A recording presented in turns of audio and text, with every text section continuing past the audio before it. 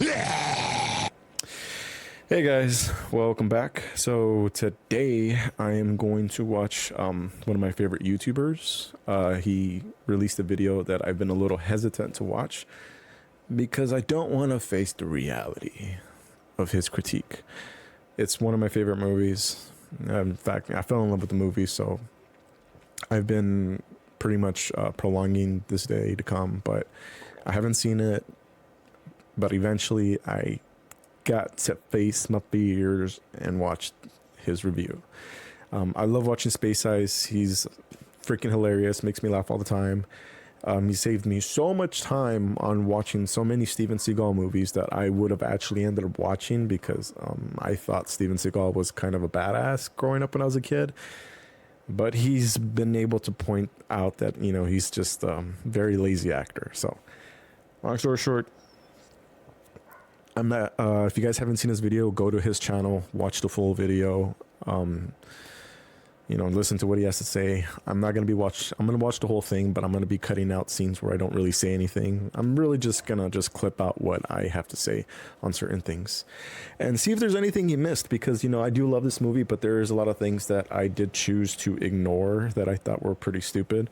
But yeah, I want to see if he's caught on to any of that stuff. So yeah, without further ado, let's watch this video. Superman is the James Gunn mega blockbuster hit movie where he showed the world the definitive Superman. Is still Christopher Reeves, and Gunn hates you, and also eats shit. It starts off showing us where that budget went with this fancy prologue. But not this part. This is irrelevant and a waste of f***ing time. White on white's a bold choice, but okay, cause now we got some math to do.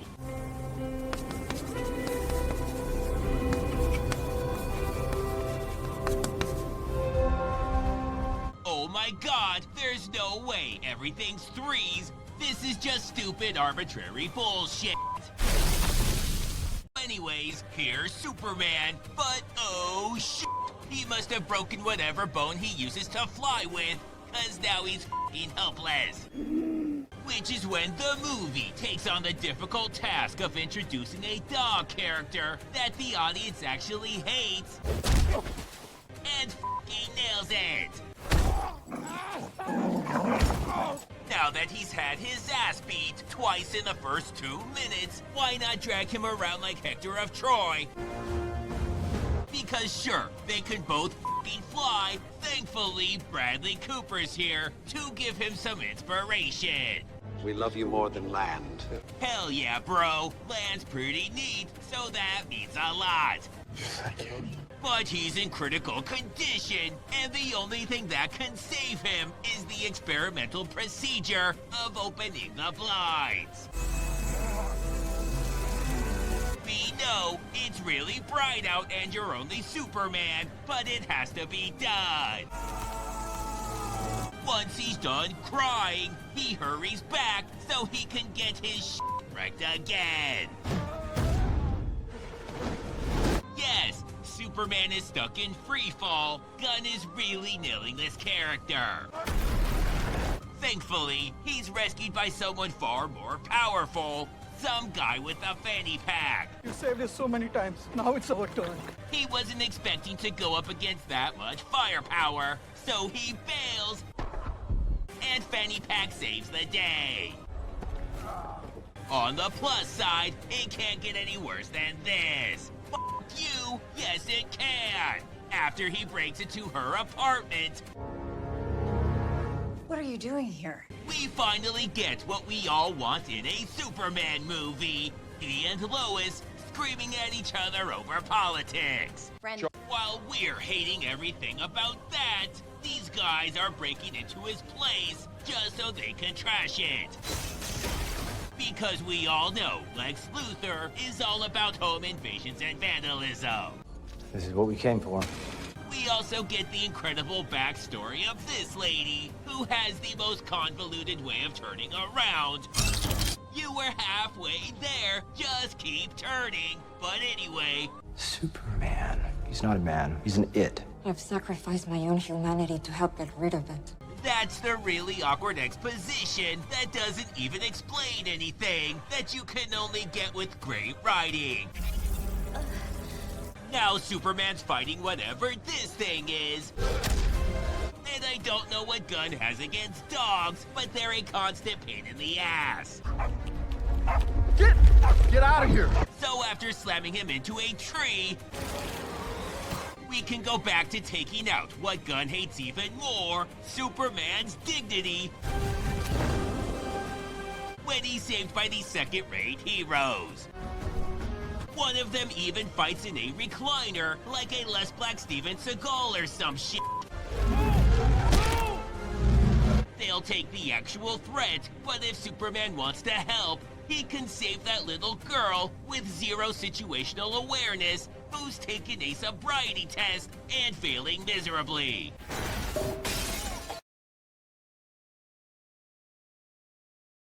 So that's one thing for sure. Yeah. When watching the movie, I'm like, there's a giant kaiju right there destroying the freaking city.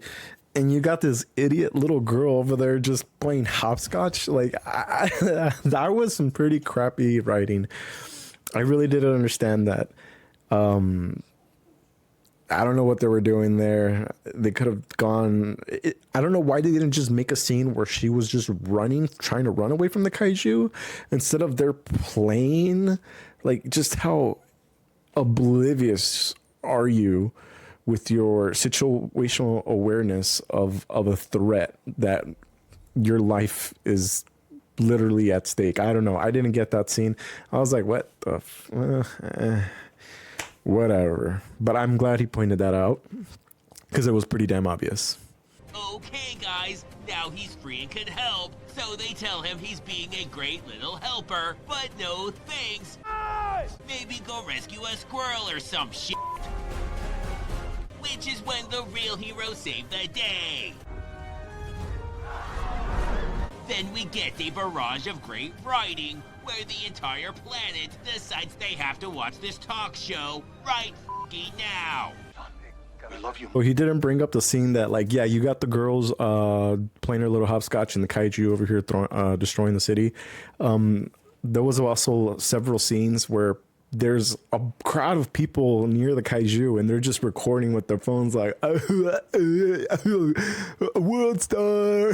Just I was hoping he would have brought that up, but you missed that one, SpaceIce. Who am I though? All right, let's continue. Bad about that. Land is too vital. There's just no f***ing way. They're not thrilled about this either. Dispatch of anyone unable or unwilling to serve you, Kal-El. Rule without mercy. But mostly that stupid land thing. Any chance they're mistaken? No. Because the media never lies, everyone just believes it. And because you're responsible for things people on other planets tell you as a baby, Superman gets arrested. And jail, he goes straight to prison and is immediately someone's bitch. Don't talk to me. Then we check in with the script writers. Super shit. That was Yeah, I like that one. Then we check in with the script writers. Okay, that was pretty good. I like that one. Finally, I was like, dude, I want to laugh here. Like, what's going on? It's normally I'm busting out in laughter, but I was kind of hoping for something. But that was good. when Superman pulls out the old be so f***ing pathetic. One of the villains takes pity on you move. No. I know, bro. It's really hard to watch while they're crying together. No. They tried the diplomatic route, but as soon as they take one look at these guys, decide f*** that, they're going nerd bashing instead. Back to them, who finally stopped crying and are gonna break out. But first, Superman needs someone far tougher who can protect him. and this baby will do nicely. Now he's flying around using the ugly baby as a shield when, oh shit, the ground is lava. And he's so busy blocking bullets with the baby that he forgets he can fly again. I can't get out of this! So he's begging his dog to rescue him again Come here, boy! from the lava and the black hole I forgot to mention. Oh, boy!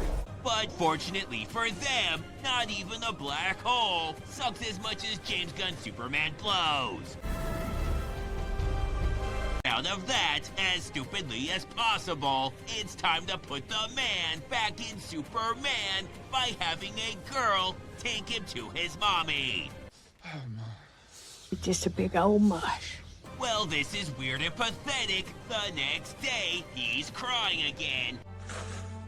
When, oh shit, the planet's splitting apart. Anyways, Superman saving stupid people who turn off their cars mid-fender bender. Getting his ass kicked. Then, to up the humiliation, we find out Superman is so weak and pathetic, then we get a shocking reveal. Cloning you was relatively simple. How are the writers gonna get him out of this one? Which is monkey for? I don't know. How about the f***ing dog again? So the dog murders the shit out of him. He fixes the planet by hacking it. Got it. Whoever this dumb-looking f*** is murders a foreign leader. And the day is saved.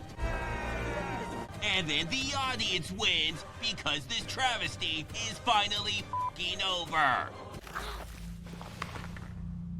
Yep. Nope, don't care.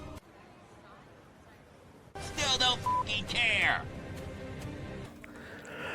That wasn't as bad as I thought it was going to be. So, I feel like, okay, yeah, I'm fine. I'm pretty cool, you know? I mean, yeah, the storyline is a storyline. I felt like it moved pretty fast. Like my previous critique where I mentioned about Henry Cavill and David Cornsweck. Essentially what I really liked about this movie is that, you know, it's already established with Superman. He's already, you know, known within the city. He's no stranger. You're not seeing his upbringing. He's already with his girlfriend. And, you know, he obviously he's not affiliated with whatever they're called, the Justice Team, something like that. But, you know, it's like you see those relationships build up. And you see more of like, oh, you know, like, you know, him being an outcast with, you know, Lex Luthor not liking him kind of thing. So I thought this critique was going to be a lot harder. I mean, I'm not bashing on it. I really thought it was going to be a hard critique and just kind of pointing out the stupidity in the film. But I didn't think it really did. I don't think it did so. I think it could have gone harder, but it's all right. I mean, who am I? I'm nobody. I'm just somebody with 3 subscribers. But yeah, that's kind of a relief. Whew. I was a little scared there. I thought SpaceIce had me rolling here and possibly changing my mind. But no, I still think the movie was pretty badass. I think, you know, yeah, you got the little cheap entrance with, you know, the white lettering and then the white backdrop kind of thing. So it's like, you know, you got to do the little math real quick. But big deal. Point is that, you know, they showed it and then they moved on. Of course, enemies are always going to be cringy. They're always going to add these little things here and there, and they're never perfect, pretty much. But I thought this critique would have been harder. I thought it would have made a lot more sense. All he really did was just explain the whole premise of the film to the plot and to the end. And I don't think he really did point anything out. Like, you know, just the whole thing with the little girl playing hopscotch and, you know, completely aware of that giant kaiju that's like right freaking 10 feet away from her, which I thought was probably like the stupidest thing in the film. And then with like, you know, the citizens as well, like being like just 20 feet away recording, like it's like, dude, you guys are about to get stumped on. Like that didn't make sense either. Yeah, I mean, I kind of thought this critique would have been a little bit harder. Don't really think I have anything else to say, but I mean, I think maybe a Steven Seagal movies are a lot fun. Reviews are a lot funnier, but other than that, I think all he really did was explain the film for you, and that's about it. I mean, I still love watching SpaceIce. Hopefully, his next video is a lot funnier, but again, who am I? I'm nobody out here. But thank you guys again. If you guys haven't seen the whole video, I'm sure maybe you guys have a better sense of humor than I do. So go watch his video in fullness in his channel, and yeah, and I'll catch you guys next time. Thanks for stopping by.